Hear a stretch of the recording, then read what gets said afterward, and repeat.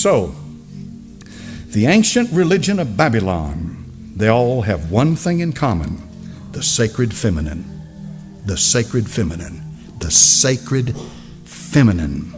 Ishtar the Babylonians, Tyre the Buddhism, Fatima of Muhammad, Sophia the Gnostics, Shekinah to the Kabbalist Jew, Mary to the Catholic, and Shakti to the Hindu.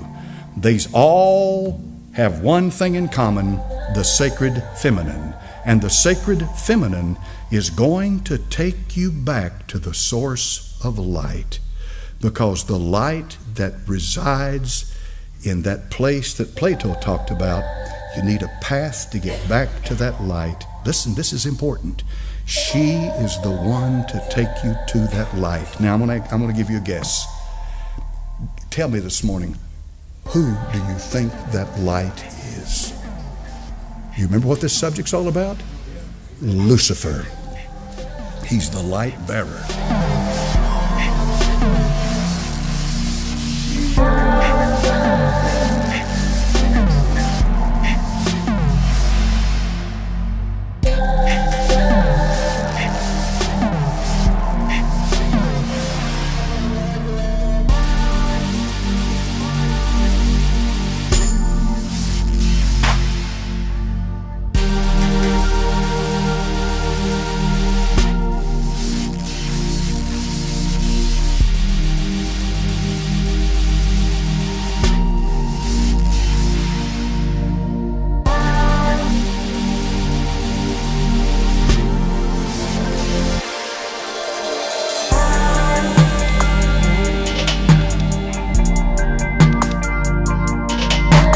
She is the one to take you to that light.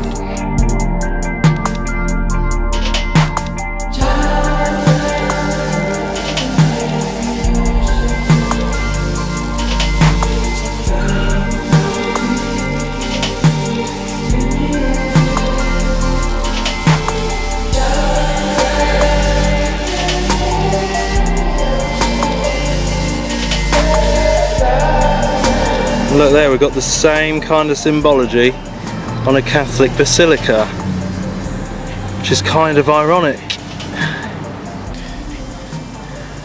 I'm here today at Washington DC with this big shrine to the Catholic Church here of the Immaculate Conception, to have a deeper look at what it's all about. What an eerie place.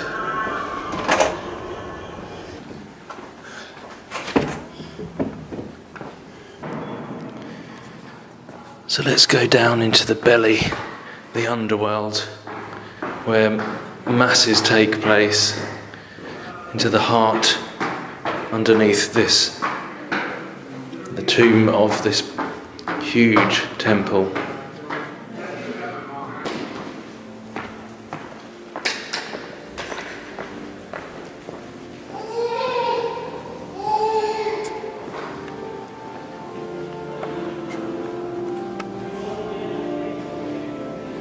I mean, we're underground right now.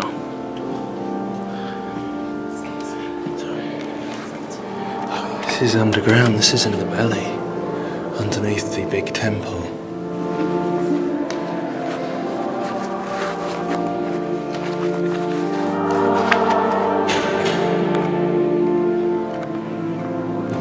So much symbology in here.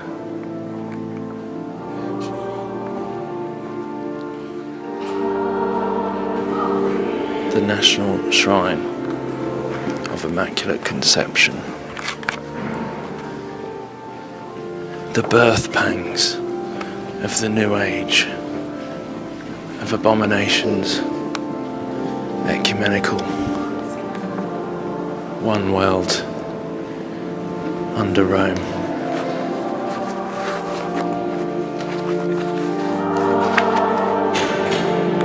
It's like an expensive hotel, one of those 5-star ones in Vegas.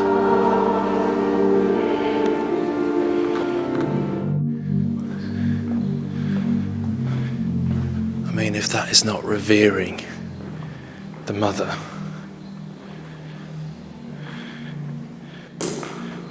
Europa. And look at him, I mean, he's bowing. I've heard so many say they don't revere Mary in that way, the false Mary. But he's bowing to this Ishtar, Isis figure. Coming out of the feminine gate. The female birthing womb. I'm sure I don't really need to say too much. It's already pretty obvious what that represents. Well, and there's that hexagon again. This same symbolism, just like the Star of David. The hexagon like we saw in the other place. The hexagon with mother and child coming through. And like the reference to the black sun. So Saturn, just like the NASA have recently shown with the hexagon on Saturn and all that. And look, the heart, connection to the heart of the earth. Heart of Mary, pray for us. So often I think it's like that birthing of that Tammuz, Nimrod, Antichrist figure from the heart of the earth, which they call Gaia, like the mother goddess Gaia. So I wonder if it's a reference to that. Definitely Ishtar, Babylonian, false religion, and this is their belief system I'm speaking about here. And the references to Saturn. 6-sided shape. The Antichrist, the birth of the Antichrist. A copy of the truth, of the true Messiah, but this is the inverted, the false one. So there's always parallels and mirrors to the real truth. It's just that this goes back to Egypt, Babylon, and there's always been usurping authority, as I said, usurping authority from the real legitimate Messiah, the real legitimate truth that we can read in the New Testament. This is how they are doing it and always have done it. This is the plan all along. The fallen plan, the kingdom of darkness, our enemy, to usurp and trick and mirror and copy, to mislead people.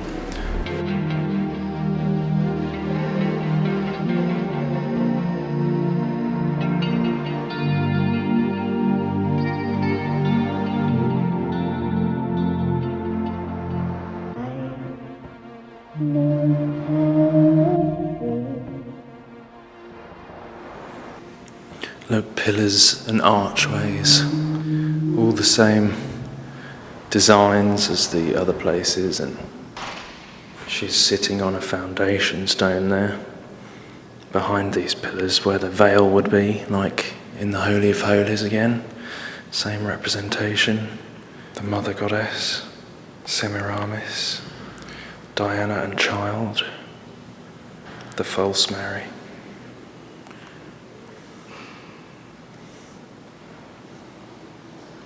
Oh my goodness. And once again, you see IXXI, which is Roman numerals for 9/11, on the cup. The Frankists and other secret societies, there is this belief that they need to fill up this cup of sin, make people turn to bad, which you can see happening, in order to provoke their Christ to come, which they think is the real Christ. But that's their belief. They believe they need to fill up this cup of filth, this cup of abomination, as we're told about in the Bible, that will happen. The cup of abominations that will bring judgment upon the world. But they believe that they're going to get this Christ is going to come. But we know it's the Antichrist. It's Nimrod from the days of the Tower of Babel. And this cup of abominations.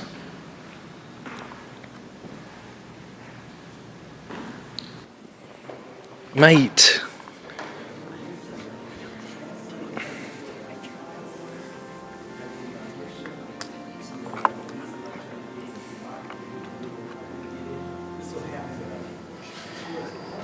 You know, even I've heard Catholics say that this Pope is very different from any other.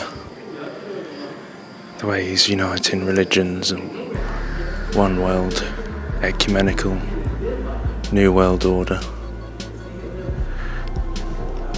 The Jezebel spirit usurps authority where it has none. I was thinking about this the other day. The Jezebel spirit usurps authority where it has none. And this is kind of the way this new ecumenical religion, Babylonian New Age religion, is working. Usurping authority over where it has none. It's pretty interesting.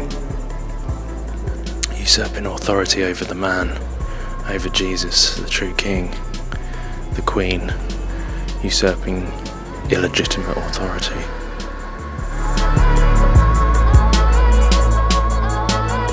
She is the one to take you to that light. Who do you think that light is? Lucifer.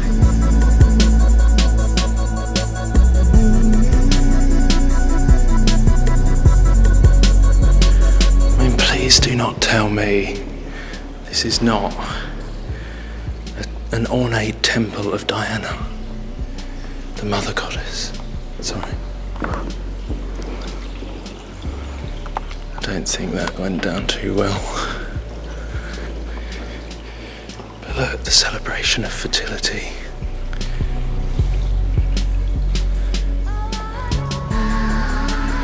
The birth of Tammuz.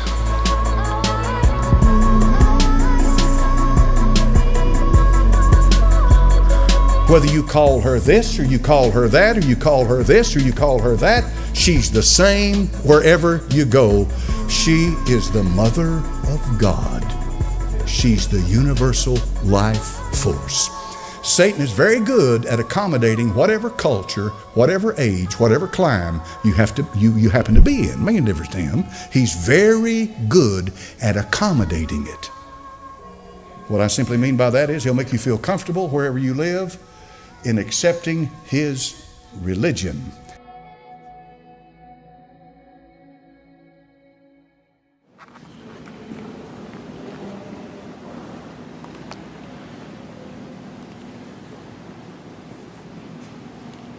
You say you were going to take it back? See, look, even here it's saying to receive the scroll and to break open its seals. Oh my goodness, I didn't even realise this was here. I used this picture in a video the other day. That is Apollyon the Destroyer. Mars, the Roman god of war.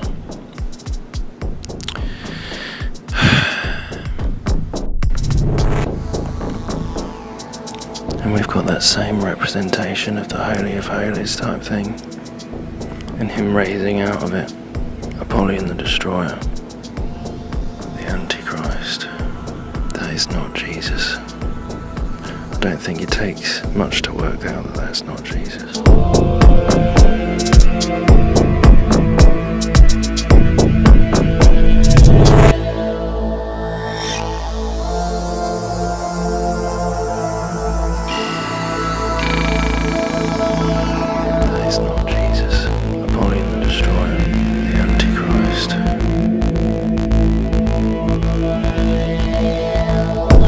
Our coverage this morning of Pope Francis in America with Nora at the White House. Nora? Thank you, Gail. Pope Francis is also going to celebrate his first Mass in the United States, and that is at the Basilica of the National Shrine of the Immaculate Conception. Now, he is the third Pope to visit the Basilica that is on the Catholic University of America campus. And Chip Reed is there to show us what to expect this afternoon. Chip, good morning. Well, good morning. Around here, most people simply call it the Shrine, and it is a beautiful building. It is the largest Roman Catholic church in America. In fact, they're expecting about 25,000 people here this afternoon to see and hear the Pope celebrate Mass.